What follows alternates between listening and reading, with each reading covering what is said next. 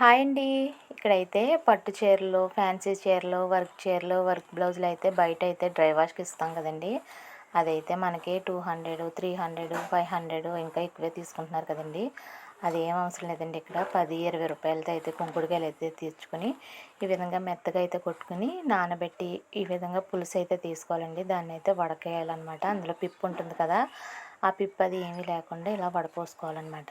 తగినంత వాటర్ అయితే వేసుకుని మన దగ్గర ఎన్ని చీరలు ఉన్నాయో మన బట్టలను బట్టి అయితే మనకు తగినంత పులుసు అయితే ఇక్కడ ఈ విధంగా కలుపుకోవాలండి. చక్కగా పట్టు చీరలు అయితే ఈ విధంగా ఇలాగా ఇక్కడ నేను చూపిస్తున్న విధంగా అయితే మీకు ఎక్కడైనా మురుకున్నా కానీ ఫాల్స్ల దగ్గర అది కొంచెం బాగా అంటుకుంటుంది కదా, అలాంటి దగ్గర జాగ్రత్తగా బ్రష్ అయితే వాష్ చేసుకోవచ్చు. ఇక్కడైతే నాకు ఏమీ లేదు కాబట్టి నేను చేతులతోనే అయితే సాధ్యమైనంత వరకు అయితే మనం హెవీ చీరలు కట్టుకున్నప్పుడు పెద్దగా ఏమీ తిరిగేం కదండి. ఇలా చేతులతో వాష్ చేసుకుంటే పోతుందనమాట. దీనివల్ల అయితే రంగులు పోవండి, బట్టలు కూడా ఎక్కువ నలగవనమాట. అలాగే వర్క్ బ్లౌజులు అవి కూడా షేడ్ అవ్వండి. అందుకని నీట్గా ఇలాగే మనమే ఇంట్లో చాలా జాగ్రత్తగా, బయటకి ఇచ్చినవి వాళ్ళు ఎలా వాష్ చేస్తారో మనం తెలియదు, మనం చూడం కదండి. ఇక్కడ జాగ్రత్తగా ఇలా అయితే మనం చేసుకుంటే బట్టలు కూడా ఎక్కువ రోజులు మన్నుతాయి. అలాగే కూడా ఖర్చు కూడా చాలా తక్కువ అవుతుందనమాట. ఇక్కడ నేను చూపిస్తున్న విధంగా 2, 3 సార్లు అయితే జాడించేసుకోండి. జాడించుకున్న తర్వాత పౌటంచు దగ్గర అది కలర్ వేరుగా ఉంటే అది వేరుగా ఇలా పక్కకైతే వేసి దీనికి అంటుకోకుండా అయితే కొంచెంసేపు ఇలా పక్కకు వేయండి. వేసిన తర్వాత నీళ్ళన్నీ వాడిపోతాయి కదా, పిండకూడదనమాట. నీళ్ళు వాడిపోయిన తర్వాత నీడగా ఉన్న ప్లేస్లో అయితే జాగ్రత్తగా ఆరవేసుకోండి.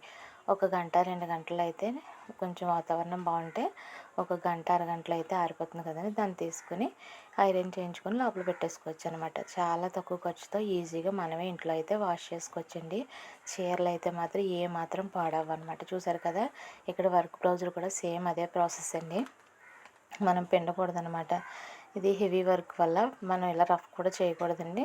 ఈ కొంకుడు రసంలో ఇలా జాడించేసి ఒక 2, 3 సార్లు అయితే వాష్ చేసేసి ఇలా నీరు వాడిపోయే వరకు అయితే పెట్టుకుని జాగ్రత్తగా నీడలో అయితే ఆరేయండి. ఎండలో వేసారంటే షేడ్ వచ్చేస్తుంది కాబట్టి పట్టు క్లాత్ కదా, గమ్మున రంగు పోయే అవకాశాలు ఉంటాయన్నమాట. ఇక్కడైతే లైనింగ్ అయితే నాకు రంగు దిగుతుంది కొత్త బ్లౌజ్ వల్ల.